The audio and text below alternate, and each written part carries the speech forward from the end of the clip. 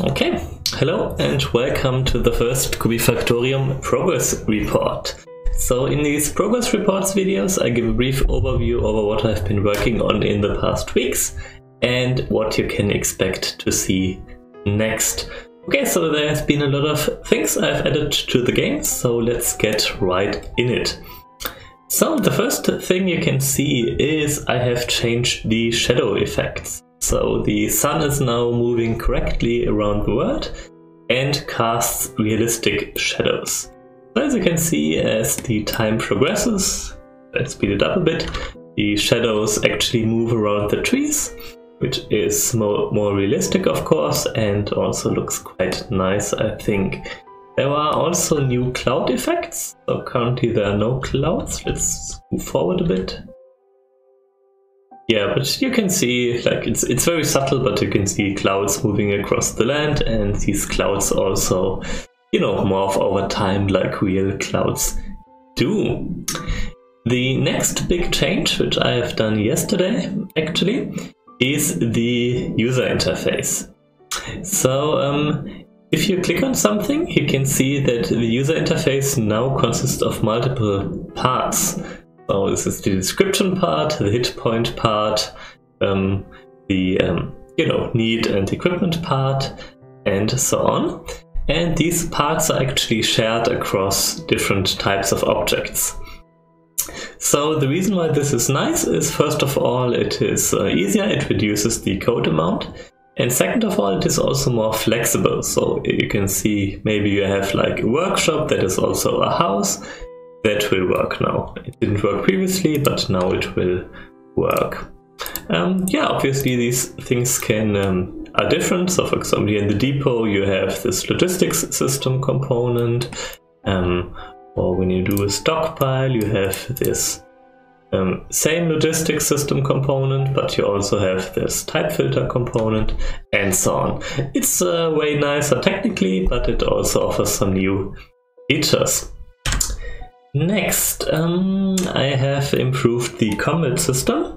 It's still not where I want it to be honest. So, I mean, it's still pretty early, of course, and combat is not the main priority. But it is working more reliably. So people are, walking towards the enemies, fighting with the enemy. Enemies get killed and die correctly. So a lot of bugs have been fixed there. And yeah, I will work on that in the future, and also make a tutorial on it to explain how the combat system works. Next up we have the production trees. So let me actually show you here.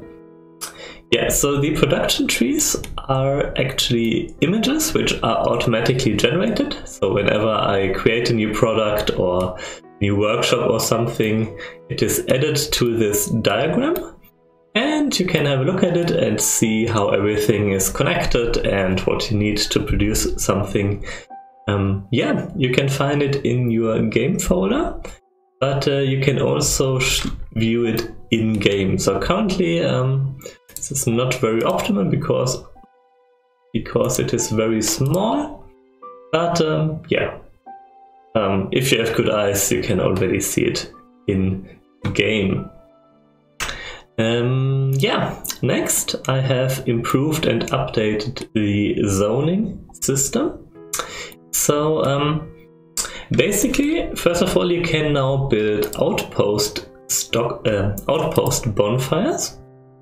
And the main difference from outpost bonfires to the normal ones is that they do not have to be built on your own territory. So as you can see here, I can build it outside, but obviously because it's a cheat mode, but you could also build it regularly outside. And when you select a bonfire, you can see that it now has a color. And basically you can determine where your people go based on the colors. So if you take this guy here, for example, or this girl, and you set her to go to the blue area, but not the red one, she will go to the new area, and she will also stay in the new area. So if you want to build a colony or something like a mining outpost, you can now do that, and your people will respect that.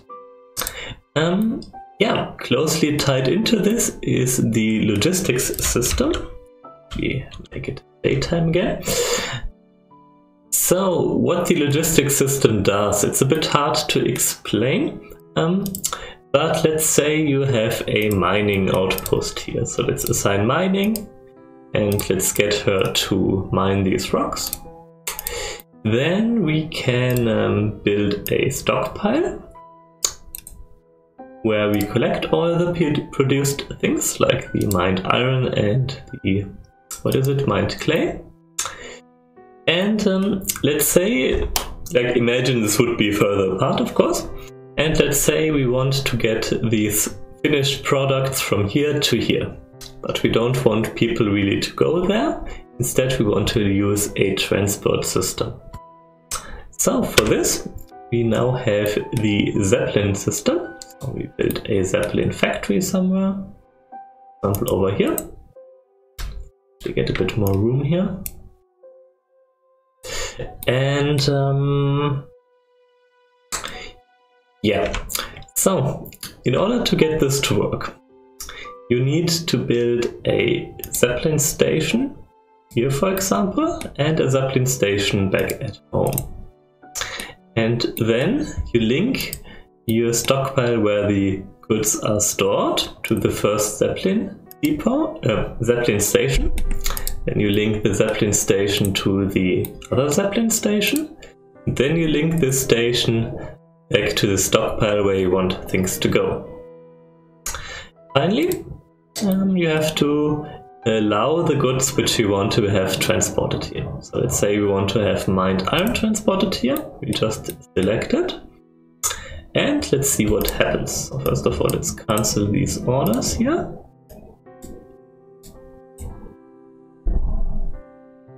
And let's see what happens. So first of all, G is... Oh, it doesn't show the name, by the way. Oh, just realized it. I need to fix that. So, as you can see, he is first of all stockpiling the things. And next up, we should take the... I hope it works actually, because I haven't tested it previously. Let's see. We should take these things, yeah, put them onto the Zeppelin station. Then a Zeppelin should come. Yeah, all very nice. The Zeppelin will take the iron ore, take it back to the other Zeppelin station, right?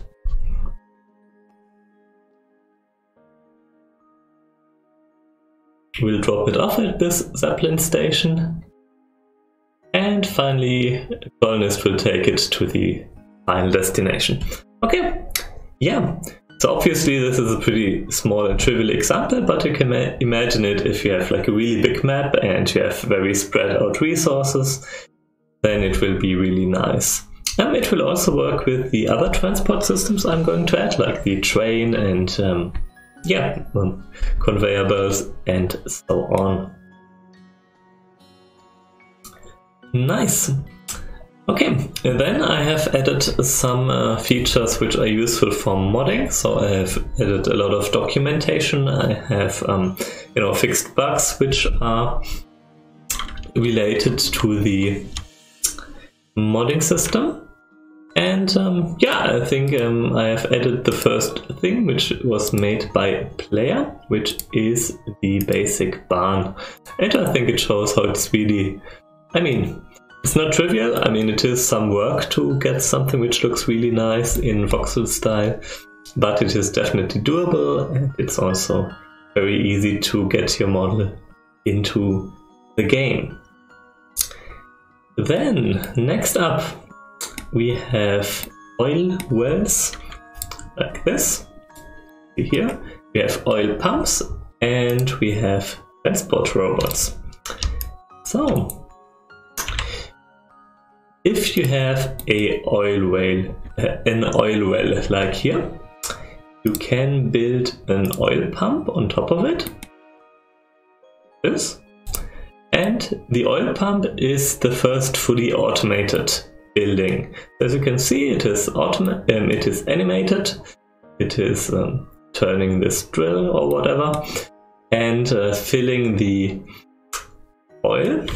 Actually, rotate the camera. Oh, by the way, camera rotation is also a new feature.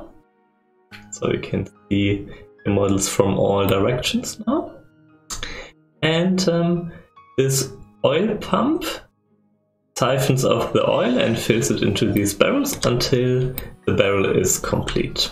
And yeah, I guess then you can, for example, make a stockpile here and put in an inserter to get the oil barrel to the stockpile, and the oil pump will work again.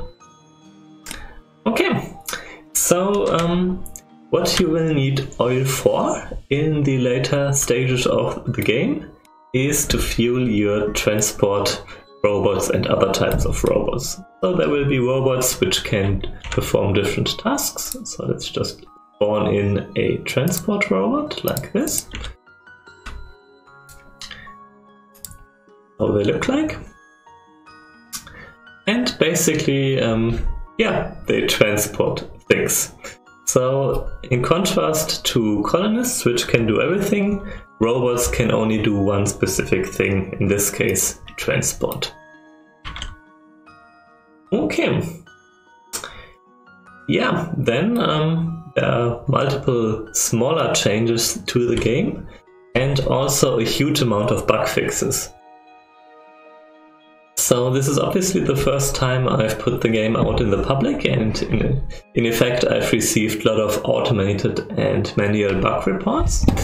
And yeah, let me actually show you how it looks like from my perspective. So first of all, the recommended way if you want to report a bug is to go to this icon over here and just very briefly describe what the problem is. You know, you don't need to write an essay or anything, just say, I cannot deconstruct the stockpile or something like that. Or when I deconstruct it, the errors are strange or something like that. That is completely sufficient. And the reason why this is, in my opinion, better than posting it in a forum or something is that I get these types of bug reports if you do. And first of all, these are fully automated. I get the message you have specified. I get your email if you have provided one. I get the system specs which you have. I get, this is very important, I get the version you are running.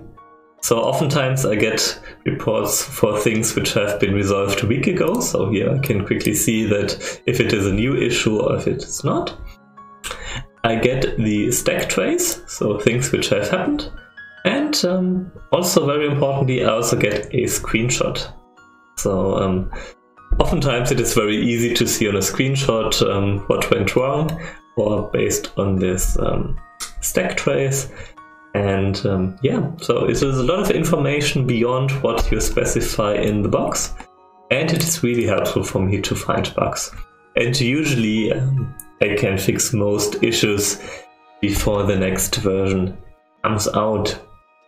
The second way I find bugs is through the Unity bug reporting tool. Basically, whenever an exception occurs, this is also collected here.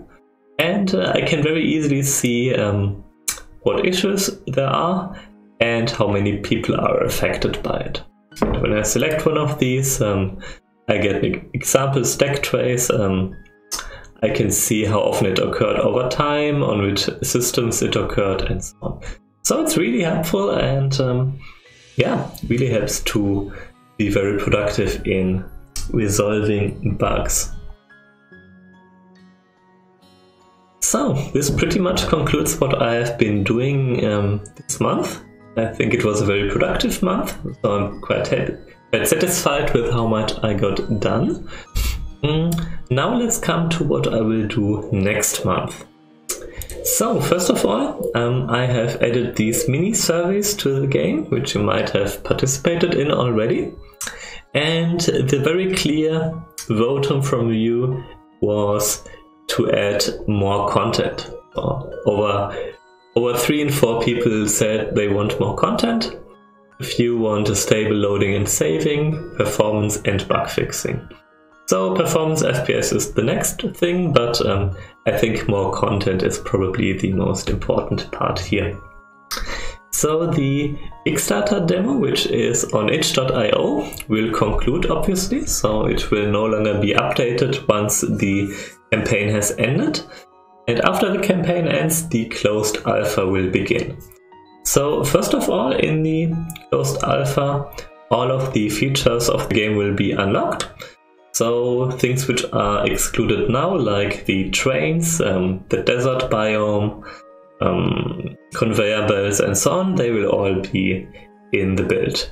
They are still buggy, so please be aware of that, but they will be there and you will be able to play with them.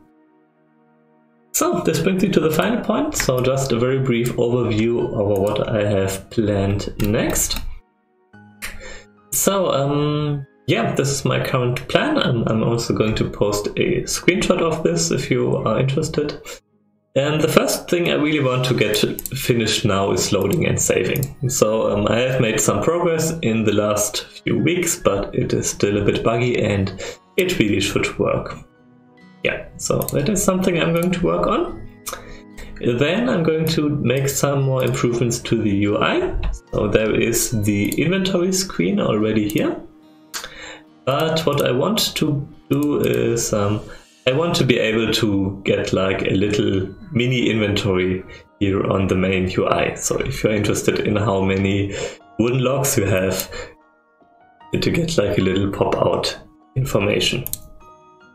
Then the settler overview screen also needs some improvement. So for example, if you have many animals, for example, it gets a bit crowded. So I want to add like a type filter over here. Shouldn't be too hard. Yeah, info and control panels. I have actually made a lot of progress. So actually, yeah, like this separation which I showed you here is primarily what I've done. So actually, let me, yeah, it's okay. Okay, then another main focus will be on improving the tier 1 game, which includes production and goods, includes buildings. The animal and settler recruiting system needs a bit of work, especially the places where they spawn. You might have noticed that everything spawns in the same place, which is obviously not what I want. There will also be more houses, like different variations of houses and more decorations. And I'm going to increase the balancing as well as the happiness and production system. Yeah, I'm also going to make modding a bit easier. So currently it is, you know, it is very hard to have multiple versions of the same object, for example. It's also not possible yet to have information regarding authorship and credit and so on. And I think it would also be nice to show the mods which are active in-game. Yeah, so this is pretty much what I have planned for the next weeks. Thank you everybody for watching, and thank you even more if you are supporting the game on Kickstarter. So I'm very happy that the project seems to be quite successful. So we are about to reach 17,000 euros now. It's awesome. Thank you very much for your support. And yeah, looking forward to hear your feedback. Leave your thoughts in the comments below. And yeah, look forward to the closed alpha. So if you are a 25 euro or more backer, then you can look forward to the closed alpha, which will begin in a few weeks. Okay, thank you for watching and have a nice day.